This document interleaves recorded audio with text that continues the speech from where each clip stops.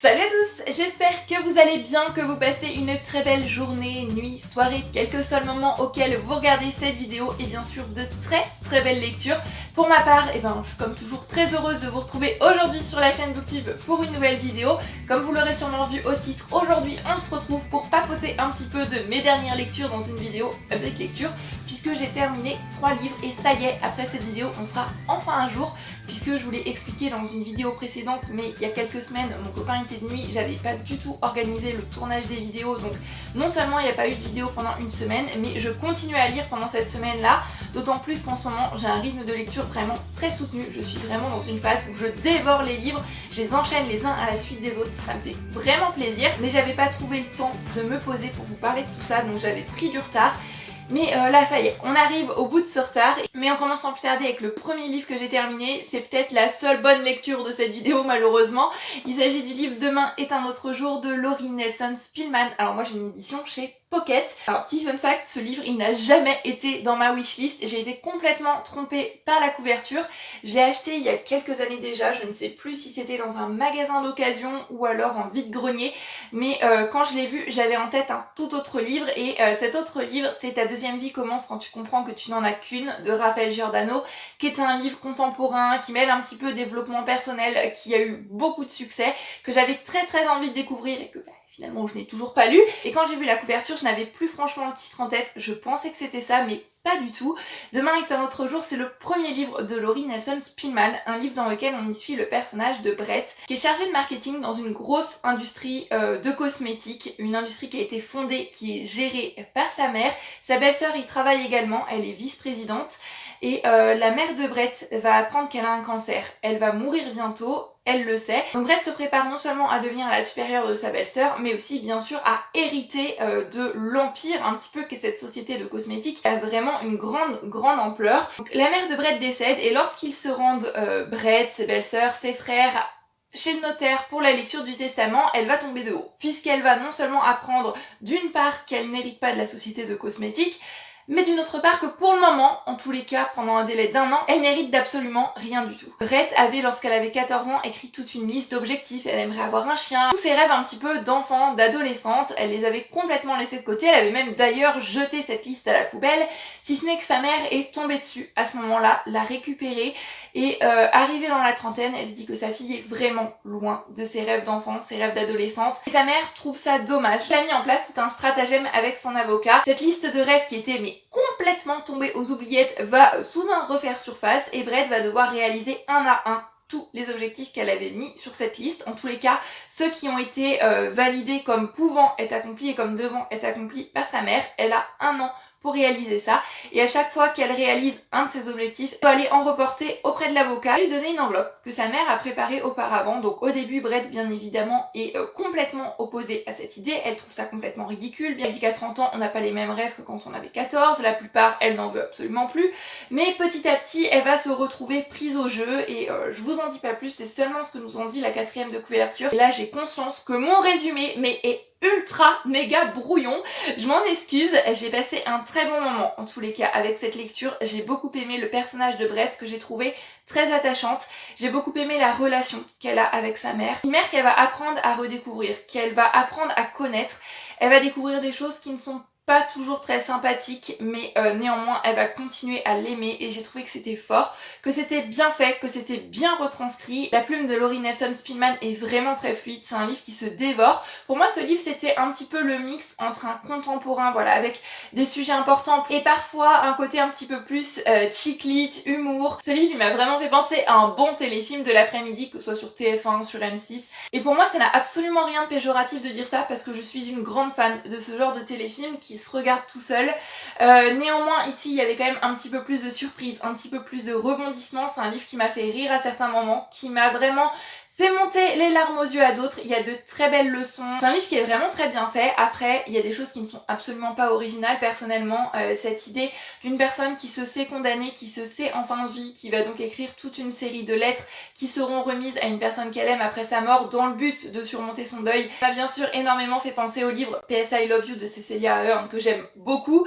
C'est un concept qu'on a déjà vu, c'est un concept qui est peut-être vu, revu, mais qui pour ma part fonctionne toujours à tous les coups et je trouve que là il a été à la fois bien amené et bien mené tout au long du livre. J'ai vraiment pas envie de vous en dire plus, mais ça a été une très chouette lecture et je vous le recommande chaudement, vivement. Et bah maintenant pour ma part j'ai très envie de découvrir d'autres livres de Laurie Nelson Spillman. Je pense notamment à son livre Un doux pardon qui a l'air à la fois très poétique, très beau et dont j'aime encore une fois beaucoup le concept.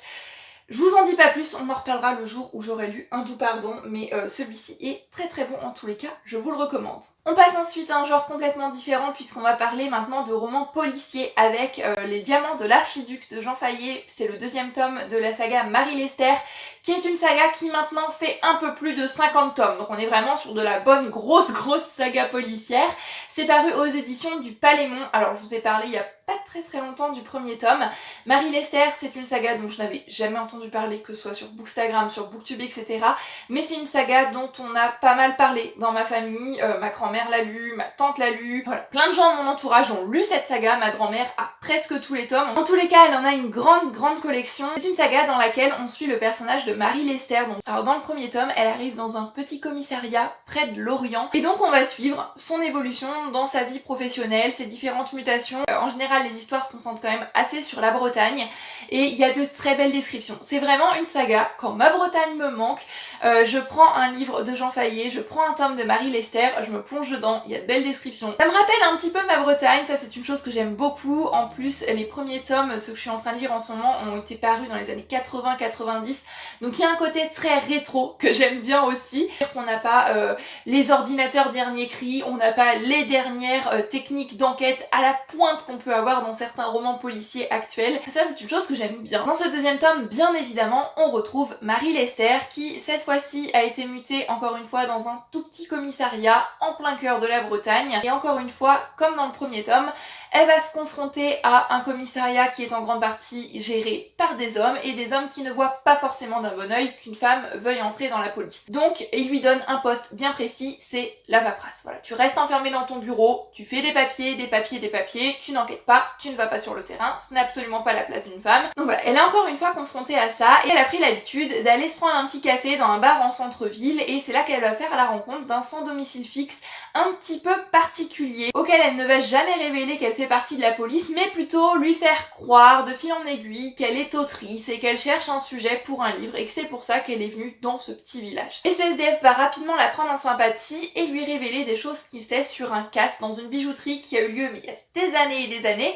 Une enquête qui n'est pas totalement résolue puisque la police n'a pas réussi à interpeller tous les coupables. Il y a vraiment un gros mystère autour de cette affaire. Donc Marie Lester n'ayant pas tellement le droit apparemment d'aller sur les enquêtes en cours et le dirigeant du commissariat étant en vacances, apparemment il n'y a aucune enquête en cours dans ce tome-ci, elle va se prendre d'une passion pour ce casse de bijouterie. Elle va aller aux archives du journal local, elle va feuilleter tout un tas de trucs, elle va beaucoup échanger avec ce SDF, avec son collègue aussi qui va la prendre un petit peu pour une barge. Il ne sait absolument pas pourquoi elle fait une fixette sur cette affaire bien précise, jusqu'à ce que, cette affaire revienne dans les dossiers du jour. Alors je vous ai déjà parlé rapidement de ce que j'ai aimé dans ce deuxième tome, c'est-à-dire retrouver le personnage de Marie Lester que j'aime beaucoup, puisque malgré le fait, comme je vous disais, qu'elle soit confrontée à une grande misogynie, qu'elle soit confrontée au fait que personne ne lui laisse vraiment sa chance dans la police tout simplement parce que c'est une femme qui reste forte, c'est une femme qui ne baisse pas les bras, c'est une femme qui croit en ses rêves, en ses ambitions, en ce qu'elle a envie d'accomplir et elle se donne vraiment tous les moyens, elle est persévérante, elle est attachante, elle a un petit trait d'humour aussi, c'est vraiment un personnage que j'aime beaucoup suivre et je suis contente d'un côté parce que je me dis que j'ai quand même à la suivre pendant un peu plus de 50 tomes donc il vaut mieux l'apprécier. Maintenant pour les points positifs, malheureusement je pense qu'on va s'arrêter là. J'ai trouvé que ce deuxième tome c'était un tome 1 bis en fait, c'est vraiment une grosse redite, à la fois pour ce côté comme je vous disais, misogynie etc. Bon ça je peux comprendre, on le retrouve encore une fois dans ce tome-ci mais il n'y a pas de réelle évolution de ce côté-là. Ce qui m'a le plus dérangé c'est qu'il n'y a pas de réelle enquête et pour un roman policier c'est un petit peu embêtant et quand cette histoire de casse de bijouterie revient un petit peu à l'ordre du jour, que ça y est il commence à y avoir de l'action, on commence à être vraiment dans une enquête policière, et bien Marie est tout simplement laissée à l'écart. Elle ne fait strictement rien. Et j'ai trouvé ça extrêmement frustrant et je pense que c'était très bien retranscrit de la part de l'auteur parce que moi j'ai trouvé ça extrêmement frustrant en tant que lectrice que Marie soit laissée un petit peu sur la touche, qu'elle ne fasse pas franchement grand chose et que ceux qui interviennent, eh bien c'est ceux qui ne savent pas forcément grand chose non plus. Mais j'imagine la frustration de ce personnage, elle doit être vraiment immense. Mais le fait qu'on ait pas vraiment d'enquête. Ça m'a beaucoup déçue parce que j'ai trouvé que le livre était moins rythmé, il y avait beaucoup moins de suspense, puisqu'quand je lis un roman policier, je m'attends à terminer le livre, à tourner la dernière page en étant sur les fesses, en me disant waouh, ça je l'avais pas vu venir. Ou alors au contraire, si j'ai deviné la fin du livre, à être un petit peu fière, à me dire oh, j'ai réussi quand même à bien lire tous les indices, à démêler le gros de l'histoire, mais là, eh bien, je ne pouvais pas. Ni d'un côté ni de l'autre, puisque c'était plat. J'ai trouvé vraiment que cette histoire était plate et c'était dommage. Après, on n'est que sur le 2e tome d'une grande saga. Donc je pense que ça va s'améliorer. En tous les cas, je croise les doigts, j'espère que ça va s'améliorer. Donc on verra ça, hein. Rendez-vous dans un prochain update lecture quand je vous parlerai du tome 3. Après ce tome 2, il fait 200 pages il me semble. Il est pas très épais et le premier tome ne l'était pas non plus. Et au fil de la saga, les tomes CP6, dans les derniers tomes parus, on en a même qui sont en 2 parties. Donc je pense que l'histoire risque de se complexifier un petit peu. J'ai hâte de voir ça. Donc voilà, ça a été un petit flop pour celui-ci, mais l'auteur a encore plus de 47 chances de se rattraper avec la suite, donc on verra bien. On passe maintenant au livre suivant. Et le livre suivant est lui aussi une grosse déception. Il s'agit de Quand tu n'étais pas là de Laura Bloom. Alors moi j'ai ce livre chez les éditions France Loisirs.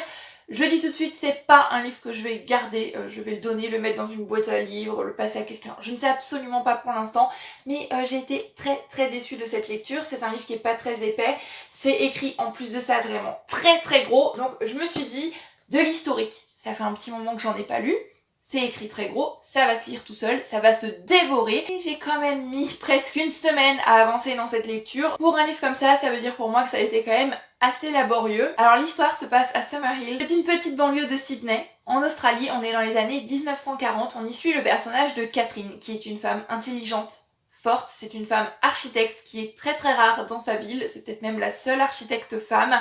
Elle était l'une des rares étudiantes femmes en architecture. Donc voilà, elle aussi c'est une femme qui a toujours cru en ses rêves, qui s'est donné les moyens, qui a essayé de s'imposer. Cette femme s'est mariée avec Robert, avec qui elle travaille dans le même cabinet, qui est architecte lui aussi. Ils ont une très belle vie, ils ont une très belle maison.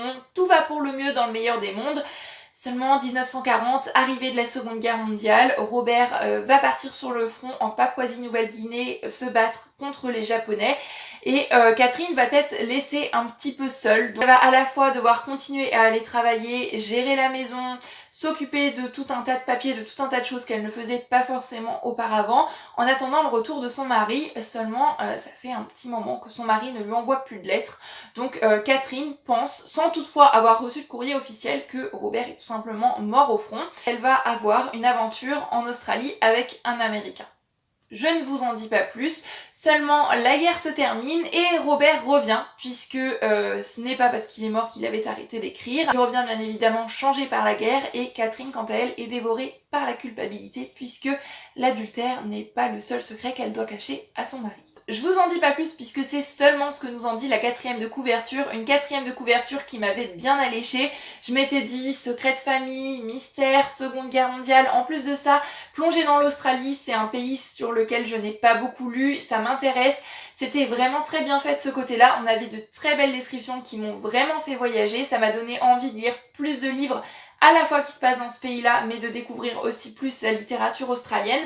Laura Bloom est d'ailleurs une autrice australienne. Et avoir le point de vue de l'Australie pendant la Seconde Guerre mondiale, c'était très intéressant. D'ailleurs, tout ce qui s'est passé en Papouasie-Nouvelle-Guinée, je ne le savais absolument pas, donc j'ai appris quelques petites choses, et ça, c'est toujours bon à prendre. Ça a vraiment une immersion dans les années 1940. La première moitié du XXe siècle, c'est vraiment une période qui me passionne, dans laquelle j'adore me plonger. Donc à ce niveau-là, au niveau descriptif, à la fois pour le côté des paysans australiens, et pour le côté voyage dans le temps, j'ai été comblée. J'ai beaucoup aimé le personnage de Catherine qui, comme je vous disais, est une femme forte, est une femme admirable. Mais pour les points positifs, on va s'arrêter là. Le gros point noir pour moi de cette lecture, ça a été déjà la chronologie. J'ai trouvé qu'il y avait un vrai problème de chronologie. Il y a des moments où on est dans le présent, Catherine est avec son mari Robert. Il y a des moments où on est dans le passé, Catherine est avec l'Américain, où Robert est à la guerre. Et tout ça est mélangé dans un espèce de gros fouillis. On n'a à aucun moment une indication qui nous prévient qu'on fait un saut dans le temps, c'est à nous de le deviner. C'est vraiment pas très bien géré de ce côté-là. Alors Catherine, comme je vous le disais, est une femme admirable, est une femme très forte, mais c'est pas pour autant que je me suis attachée à son personnage. Il me manquait vraiment quelque chose, et que ce soit le personnage de Catherine, de Robert, de Lewis qui est cet homme américain avec lequel Catherine va avoir une liaison, ou alors la voisine de Catherine, je ne me suis attachée à aucun personnage. Concernant les descriptions, je voulais juste faire une rapide parenthèse. Il y a certaines descriptions, notamment de passages pendant lesquels Robert est à la guerre, qui sont très durs à lire. Pour ma part, il y a des moments où j'ai dû refermer le livre pour faire une petite pause, donc je tenais quand même à vous prévenir. Mais sinon, dans l'ensemble, on avait un résumé très alléchant pour ma part et j'ai trouvé que ça n'a pas été assez exploité. J'ai refermé le livre en me disant tout ça pour ça. Finalement, il se passe pas grand chose dans ce livre. Le style, je l'ai pas apprécié plus que ça. J'ai trouvé que c'était assez plat, assez lisse. Après, j'ai conscience qu'on est sur une traduction, mais je me suis pas mal ennuyée pendant ma lecture.